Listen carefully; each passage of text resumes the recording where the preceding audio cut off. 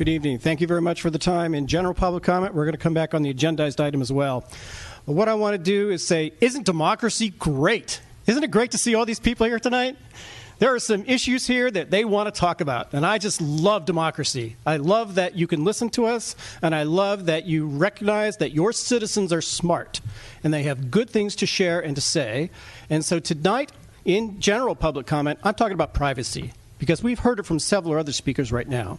But we have something that is threatening our privacy, which is guaranteed by our California Constitution. When you all took office, you took an oath to uphold the California Constitution, Article 1, Section 1. We have inalienable rights guaranteed to us just for living here in California to happiness, safety, and privacy. Very, very important. We have a huge expectation of privacy in our own homes. So where is privacy under attack in America? All over the place. Where's a huge place? Something I'm very aware of. We have a federal government which is trying, with the FCC, to shove down our throats the building of a 24/7, 365 surveillance grid and weapons system to do crowd control. That's what they're building. That's what these so-called small cells actually are. Why is that? The minute they put something on a pole, any utility pole, now you've lost control in your own local community. By federal law, they can come back and they can put anything they want on that pole. What can they put on that pole? Go to the front page of scientistsforwiredtech.com. You will see a picture. Maybe we'll show it later. It is going to show you they can image the inside of a home just by bouncing microwaves off of the interior. They don't need a camera. They can look and see you walking around. That is exactly what's going down here. And so the whole point is, how do you keep that from happening? You look at the power levels of these things. You don't allow them to put refrigerator-sized power cabinets on the sidewalk so they can put wherever they want on the pole. You minimize the size of all the equipment to minimize the power so they cannot do the things that will actually steal our privacy and our safety. This is what we can do. In our immunity code changes later, looking at power, that's the important part. But also, we're here to talk about those tubs. I think that a lot of people want to snub the tubs. And so what I want to do is talk tonight about what do we know about the laws and make sure that we talk about them accurately, because unfortunately there are a lot of faiths and stories and myths that are put together by the wireless industry towards city governments, and things aren't true. For example, you can't talk about health. That's untrue. We will take a look at the law later and we will see that it mentions environmental effects, not health effects. And so we're very, very clear about what the law says. Then we can do the best things we can for ourselves. Okay?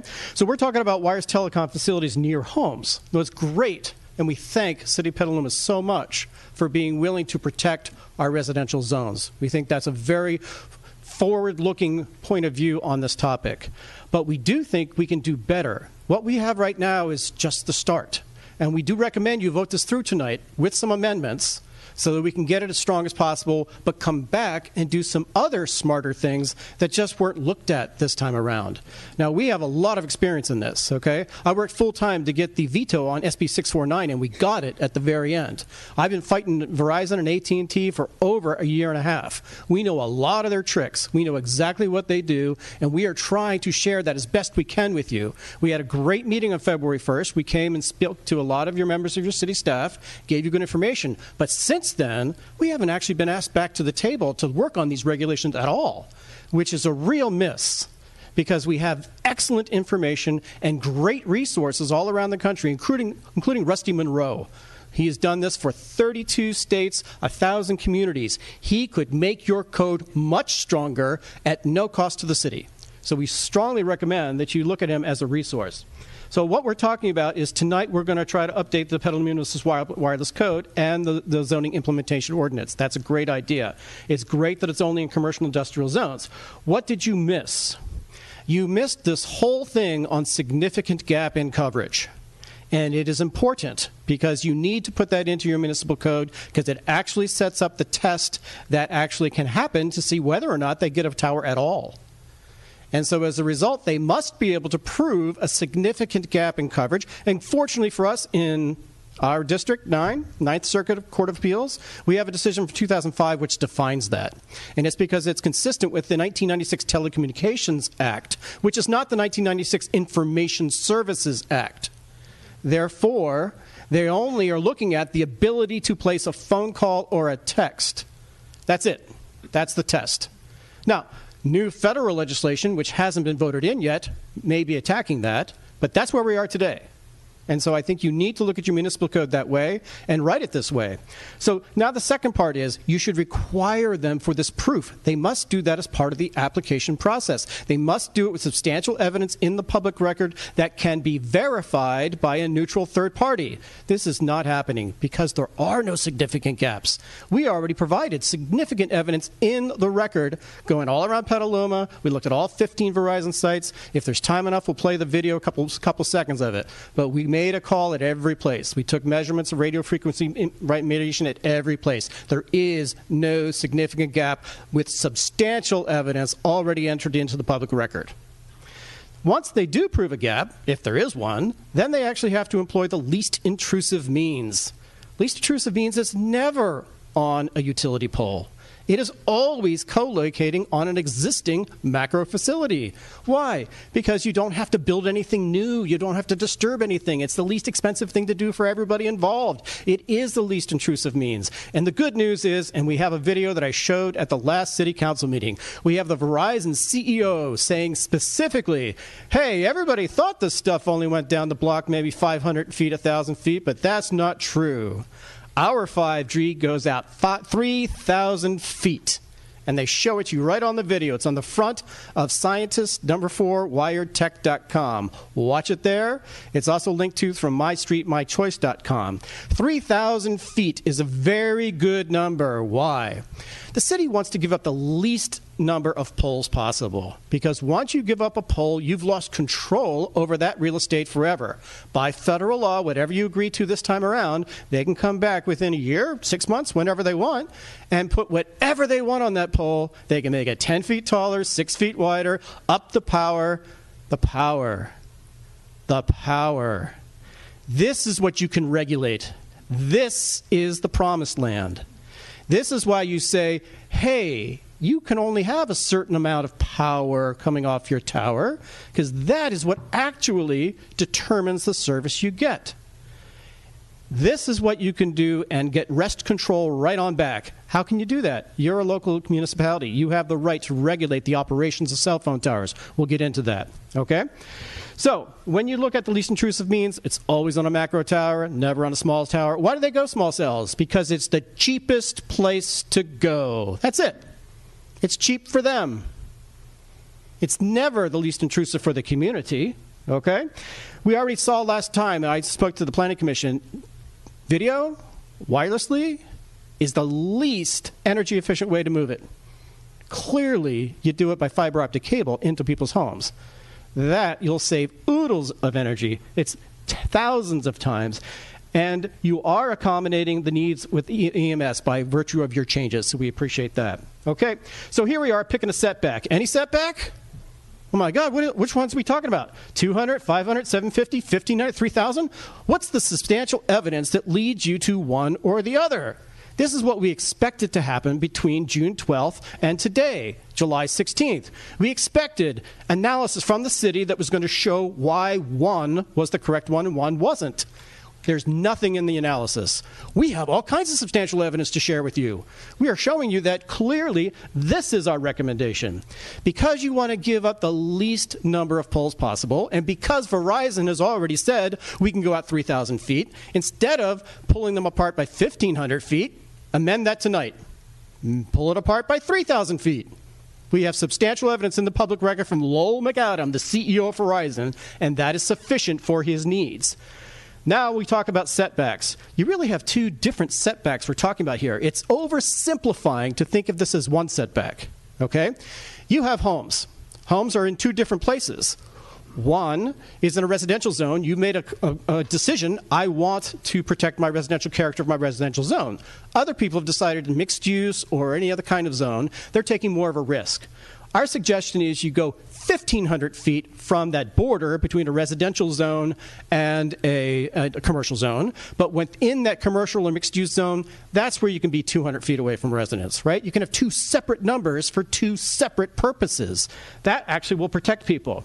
Here's the last thing you've got to fix. You can't keep this a ministerial permit. It has to be discretionary. Right now, you're trying to slip through a ministerial permit. What does that mean?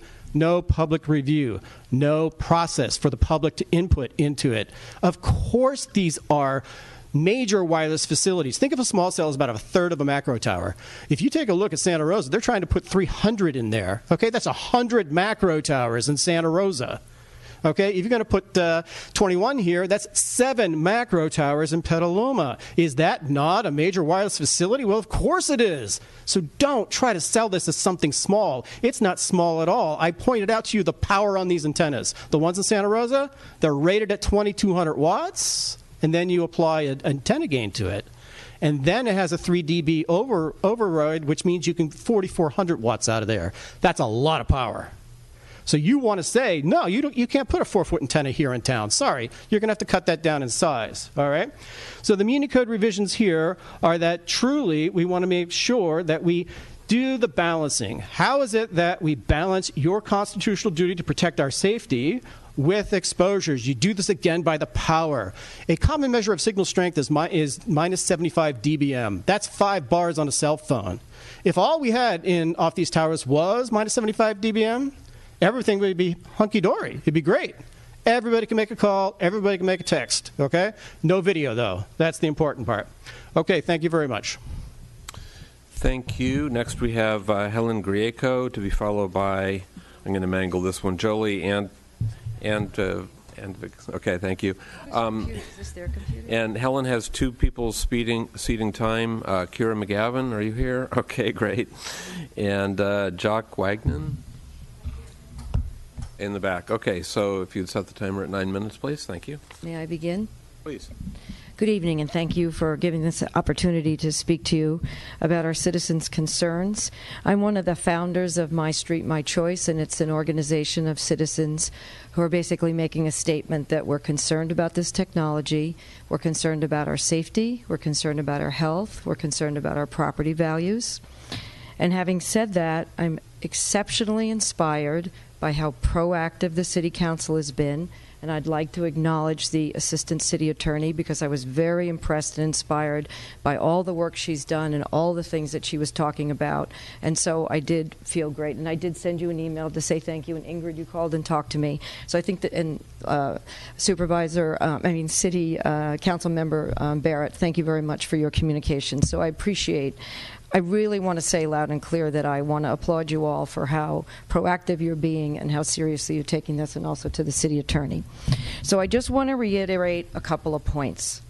This idea about coverage is the foundation of why Verizon is coming in and saying, you know, we've got these gaps in coverage. So I physically got in the car and drove around with Paul, and we went. There's a phone over there on the floor. We went around, and I sat by these towers, and I made phone calls, and he took his meter, and we put it up against the phone. I had 5 bars. I could make calls. In the 15 towers around the city, there was no gap in coverage. There was no place where I couldn't get cell service. So I find that pretty specious that they're coming in saying there's a problem with coverage. So I don't trust that at all. I don't see that they're required to do things in the least intrusive way, and this is not the least intrusive way, so I don't trust them on that point either. In terms of our property values, there's research that says once these hideous things go in, you can lose 20% on the value of your home. You know, I don't know what argument moves people.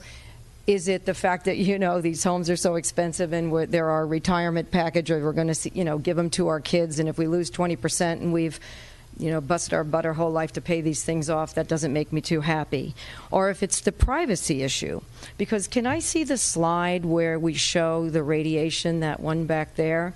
So this is what happens about the radiation, the EMFs coming through, and whether it's no barrier in the first slide or through drywall or through plywood, they can actually, through heat sensitivity, see what I'm doing in my home.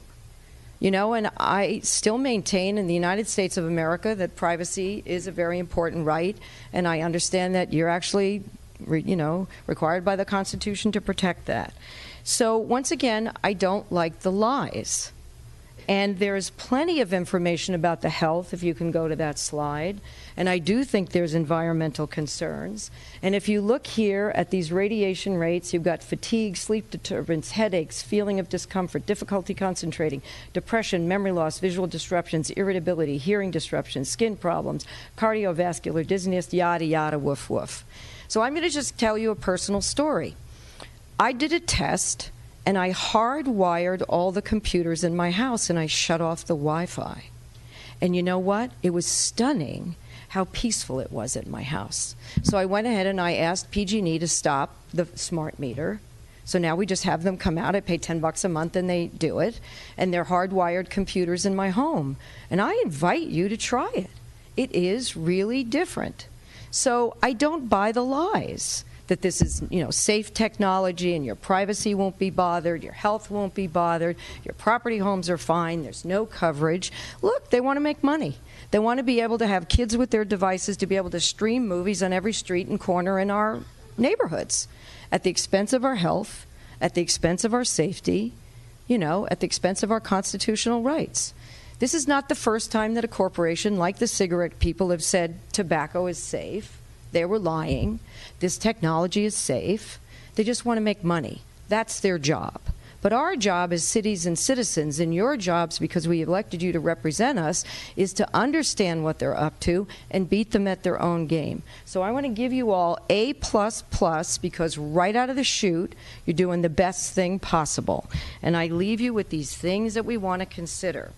The 3,000 feet between the poles, 1,500 feet back, 250 in residential or non-mixed areas, and to think about this very important thing about the power, negative 75 dBm, decibel milliwatt, which is the measure of the signal strength, because we have no way to regulate that now. Like, they're just going to have these things there, and we're going to be told, the FCC is doing something, whatever, but what if they spike the power? I mean, is there a way to spot check it? Like we have these drug spot checks. You come into work one day and they take your urine and they find out what you're doing. How do we spot check these companies? If they know we're coming to register it or to look at it, well, then they can turn it down or turn it up. I don't trust them. And I personally feel better not being exposed to the technology. So thank you. Oh, so this is the chart about the power density. Oh, right. So here it says here, you see 5 bars on the cell phone, negative 75 dBm. So that's some level of safety. And if they pump it up, and they do in other areas, and we've done the research, and I applaud our website and all the things that we put together, because we work nationally with all kinds of people. This is a very serious issue. It's a cutting-edge issue. It's the next tobacco. It's very serious. So anyway, there are safety levels that are very well documented. And once again, I just want to thank you all. I love living here. I'm very inspired by all of the work that you do. You totally rocked my world when you made your presentation last time. I was like, I like this woman. She knows what she's doing. Sorry, Ingrid, I haven't seen you perform before. But please, you're doing a great job. Just please take it a little bit further. I just want me and my kid and my family and all our pets to be safe and our neighbors to be safe. Thank you very much. Thank you for letting me speak. My name is Julie Andrzakis, and I'm from Forestville. Helen is very right about this being the new cigarette. In 2001, the World Health Organization and the International Agency for Research on Cancer found that cell phones, cell towers, and Wi-Fi are considered a 2B carcinogen, like cigarettes and asbestos. The difference between cigarettes and cell phone towers is that the cell phone company knew 40 years before they put a single cell phone on the market that they were deadly to human health. Cigarette companies didn't know that, but the cell phone companies did. And the fact is that it's a very dangerous thing. We don't want to irradiate all of our families by having cell phone towers where we don't need them. And if everybody is already able to get perfect cell phone coverage in Petaluma, there's no reason to add more. I would just like to read about a person Alex Cronin, he's 36 years old. He's from Stark Realty. He's a Santa Rosa resident, and I would like to read what he wrote into the record. Crone addressed the Santa Rosa City Council on June 5th during a session to consider whether or not to allow Verizon and Mobileye close proximity microwave radiation antenna wireless communications facilities on city-owned light poles and other street furniture. He said, "It wasn't easy for me to come here today, but I think it is important for me to share my own personal story. Earlier this year, I noticed a growth on my neck about the time I found out about these small cells in Santa Rosa. It turns out that I had a cancer called a malignant schwannoma. It was removed on April 4th at Stanford, but statistically, the prognosis is not good for me. I'm 36 years old.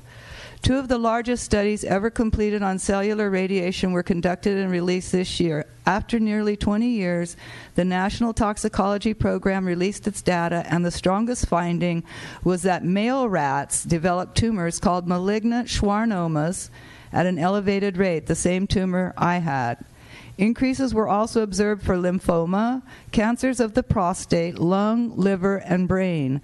Dr. David Carpenter says this is clear evidence showing that these radio frequency fields increase occurrence of all kinds of cancers. Malignant schwannomas have been detected in previous human studies. I have been talking on my cell phone on speaker for 20 years, right here, with the antenna being very close to where the tumor was. Also in Italy, the second largest study was released in March of this year, also showed an increase in malignant schwannomas. The study from Italy was for exposures like you would get from the wireless base station antennas. Both studies reported an incident in the increase of tumors in brain and heart. Thank you. Thanks for having me here, everyone that's here. I think it's a really great opportunity for this subject to come up because of the other item that's on the agenda. There's so many things to say about this. I'm from Sonoma, actually, and we'd really like your help in setting a precedent for how to push this corporate interest back, right? So I'm in there in Sonoma fighting this as well, doing as much as I can. And every one of our cities, it helps each other. You know, we could use your help just by your guidance and what you do today in setting safety boundaries. I guess I got not too much time, but my main concern is health concern, and I just cannot see for the life of me what other concern there is. The fact that the FCC says that you cannot make a judgment based on health concerns is absurd. It's like selling a car without any kind of safety seatbelts. There must be a reason. You cannot insure it. You know, of course you cannot rule on safety, because if you had to, then they wouldn't be able to get their technology through. Okay, so if this technology is in front of any one of your houses, right? Yeah, no. I may move here, maybe. Please address the City Council, sir. So, well, that's one way to do it. These are blow-ups from the article in the Press Democrat in Santa Rosa. That's the woman. She came out of her house, and voila, that big box, and that's 7 feet up. The previous woman up here spoke about the connections. You know, that's a detail. Just health concern is the only concern. So do whatever you can, please, to stop this. Thank you. Thank you. So it seems like we're a little bit under debate if radiation causes cancer. Radiation causes cancer. Cell phone towers cause cancer. Poor nutrition, poor environment, and poor mental state is what makes the human body sick. Radiation is detrimental to all living things. There is no debate for many years regarding physicians and folks if cell phone towers cause cancer. Radiation does. Cell phones do, and all that. So to sit up here and say because we can't get enough coverage, we already have enough here, We've, for whatever reason I missed it, managed to put a cell phone tower on Casa Grande campus, right in the neighborhood. I'm curious how much money that makes a month, and I'm curious where the money goes. I'm curious what studies have been done since then, since the children in those neighborhoods are coming up with high rates of leukemia.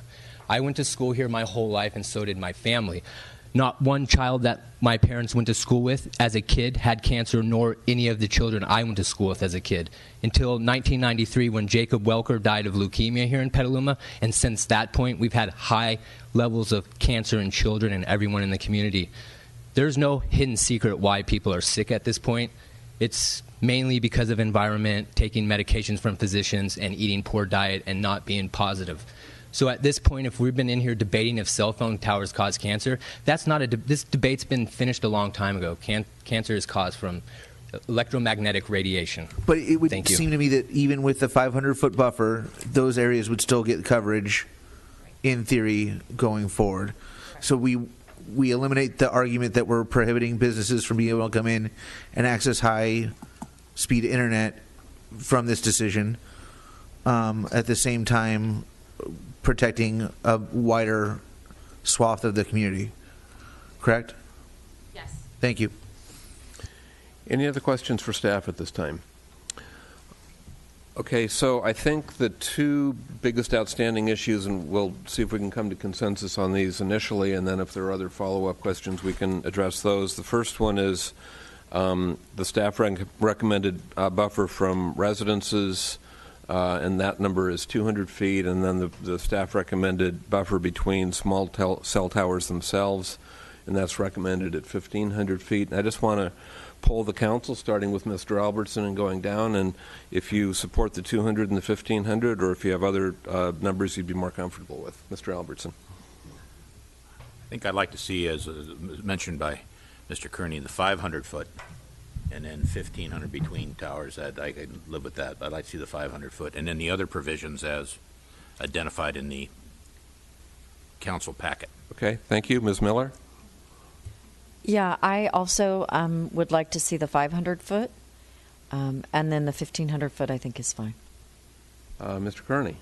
5 and 15. Mr. King? I'm fine with the 1,500 and the 500. Ms. Barrett? I'm going with that. Are there any other issues we need to discuss? Well, what's your... There was... No, I think Mr. Albertson was just referring to the issues called out in the staff. No, I was asking what your stance was.